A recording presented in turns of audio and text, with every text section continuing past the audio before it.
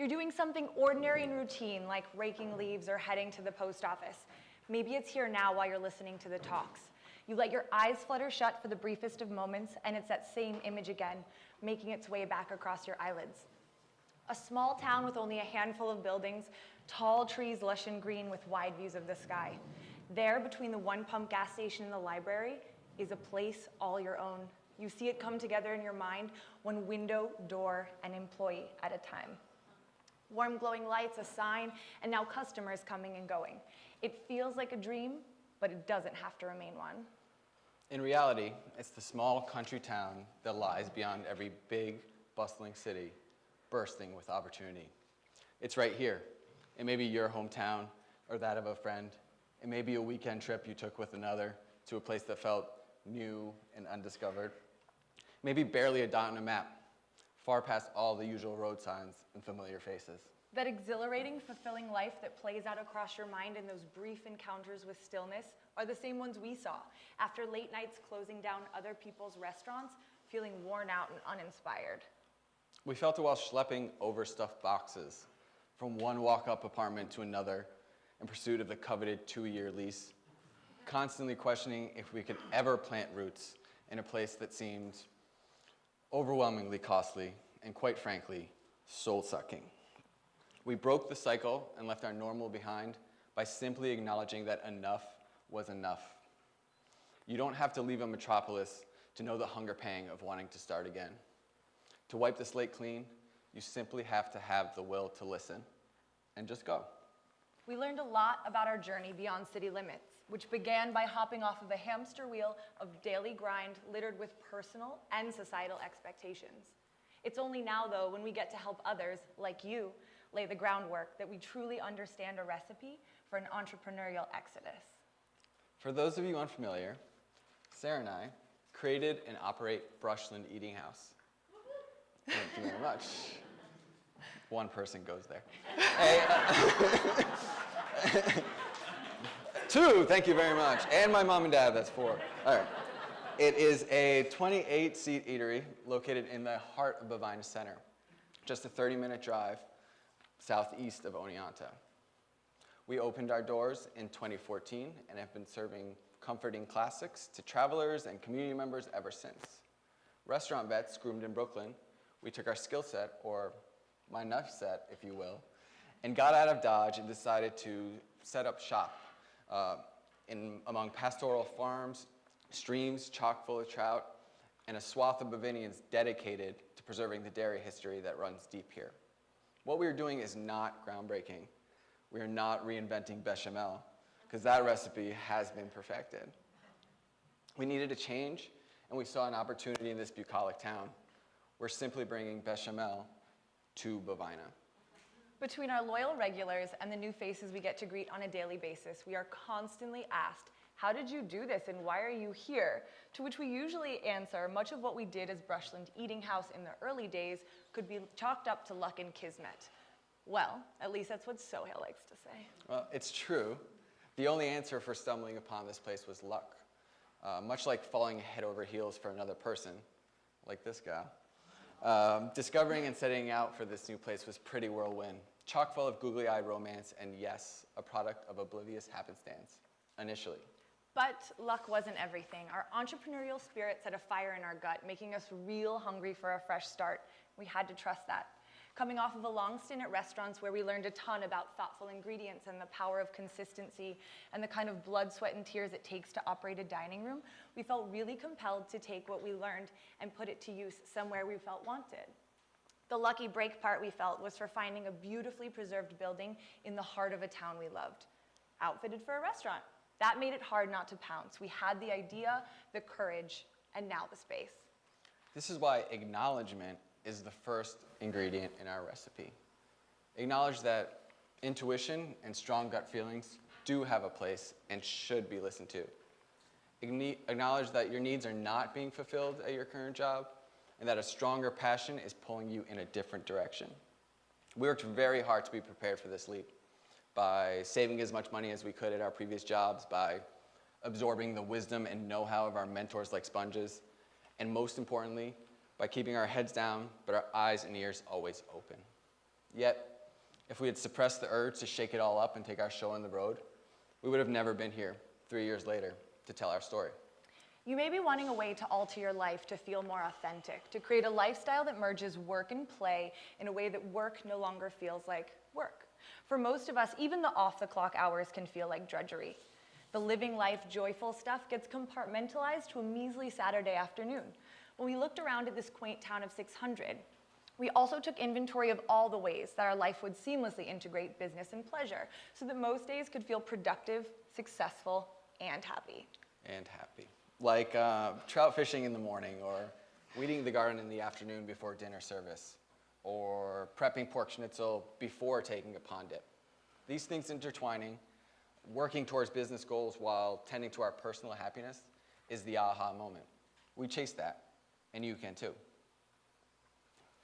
Brings us to our second ingredient, keeping it in the wheelhouse. Reaching far beyond your skill set only begs for disaster because people will be looking to you as the authority. Tending to the knowledge base that was lit by your passion ensures that you remain true to your vision. It wouldn't make nearly as much sense if we came from the hospitality world and we decided to open an art gallery or a fly fishing shop because the learning curve is much too steep, and we don't speak those languages. We speak in butter, salt, oil, hoppy beer, and the Rolling Stones. Your new venture's mission statement should flow effortlessly. Write one. If there are fits and starts and you hit a wall, you might be heading down a road that's not necessarily yours to travel. We're restaurant people, through and through. Having been consumed by the food world for nearly a decade, we moved upstate with those principles woven into our fabric, which in turn made it fun and easy for us to turn that into something tangible for our community. We knew what kind of business we wanted to be and held fast to those visuals and ideals. We met working at sister restaurants in Brooklyn, both of which helped shape the kind of business we knew we wanted to be. We held fast to those visuals and ideals and turned to our mood board. We knew how we wanted to arrange the dining room and play our favorite soul music and stock wines we ourselves drink with dinner. We had the space, we had the know-how. The next step was figuring out if it was going to be the right fit for Bovina. You've acknowledged you're onto something.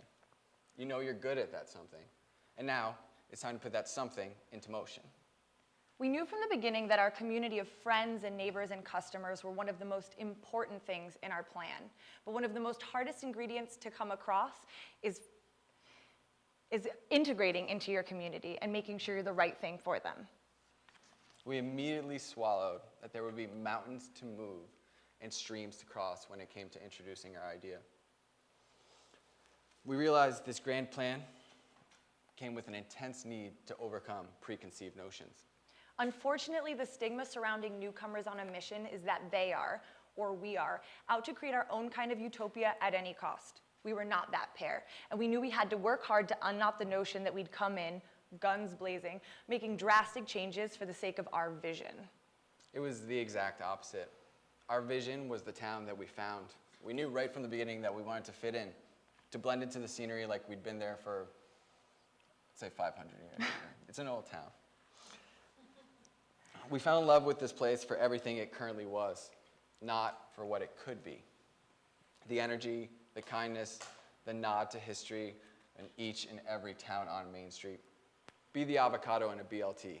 Take something that's good, add a little bit of flavor, and make it outstanding. Which makes integration ingredient number 3.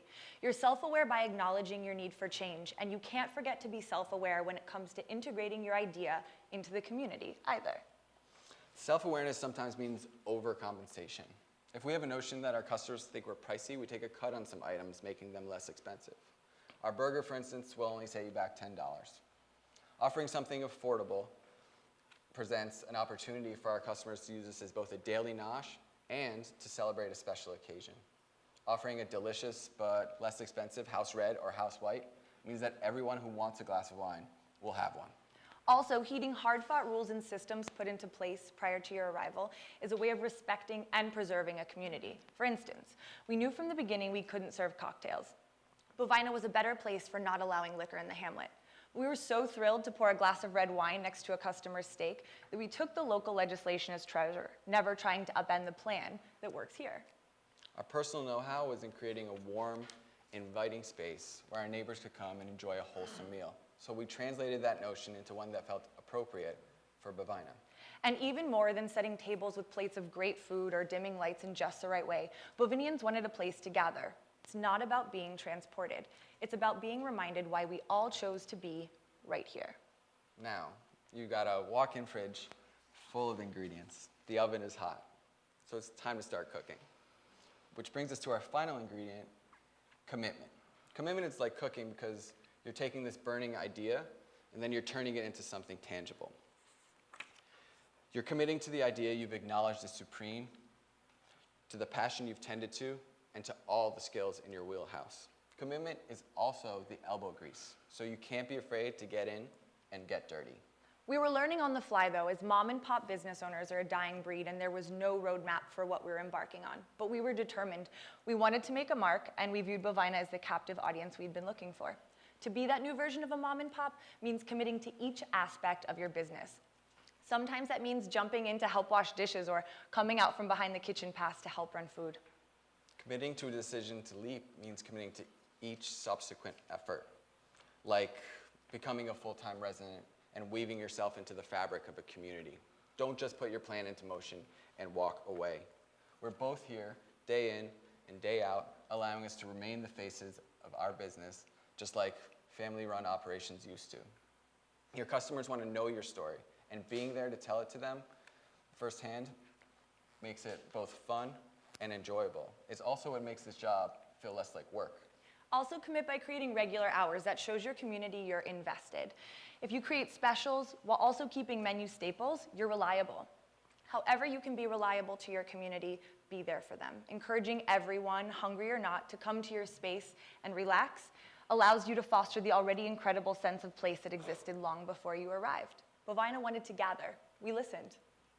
Commitment is also about being open to change and not remaining stagnant. Reevaluate constantly to be able to say that you're meeting the needs of your community. We're able to identify those needs by being here from opening till closing with both ears turned out to our customers. Reevaluate. I thought this was a recipe. Any good chef knows the recipe is simply a starting point. Sohail's right. The recipe for an entrepreneurial exodus, for the reinvention of normal and for following your passion is far from scientific. There's a lot of gut following, much happenstance, and even more blind faith, most of which you can't find in a pantry or on a store shelf. What we can tell you, though, from lots of experience, is that hard work pays off. And hard work isn't just physical labor to see a building come to life. It's everything we've been talking about.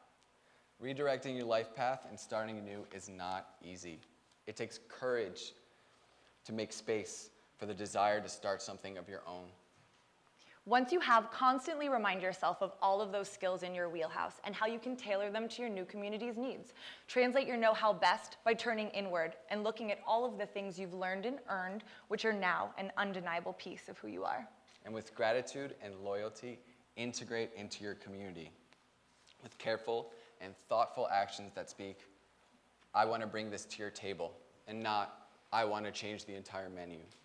Work hard to overcome distrust, confusion, and resistance by remaining self-aware and mindful with knowledge of where your community has been throughout history.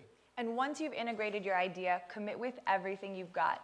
You've got this. Push past hesitation, tuning out the little voice in your head or hesitant community members, and commit to your business plan, your business partner, and do everything in your power to move your idea forward. And while no, there's no recipe for creating the best business that anyone's ever created, or a clearly drawn map that gets you from feeling stuck to feeling empowered without any roadblocks. We can tell you that listening to your intuition and tending to your passion will unlock a world of possibilities. It will bring hazy daydreams into clearer and clearer focus until one day soon, it's your new reality. Thank you so much. Hi, Bo.